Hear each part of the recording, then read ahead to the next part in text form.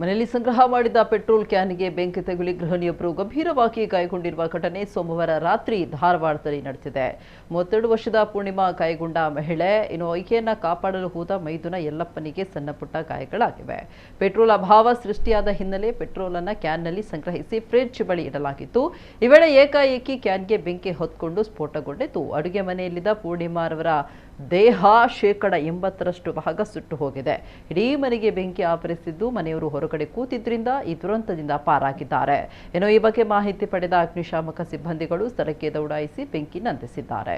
ಮದುವೆ ಕಾರ್ಯಕ್ರಮಗಳಿಗೆ ರಥ ಓಡಿಸೋದಕ್ಕೆ ಇವರು ಪೆಟ್ರೋಲ್ ಸ್ಟಾಕ್ ಮಾಡಿದ್ರು ಎಂಬ ಮಾಹಿತಿ ಇದೆ. ಸದ್ಯ ಪೊಲೀಸರು ಭೇಟಿ ನೀಡಿ ಈ ಕುರಿತು ಪರಿಶೀಲನೆ ನಡೆಸಿದ್ದಾರೆ.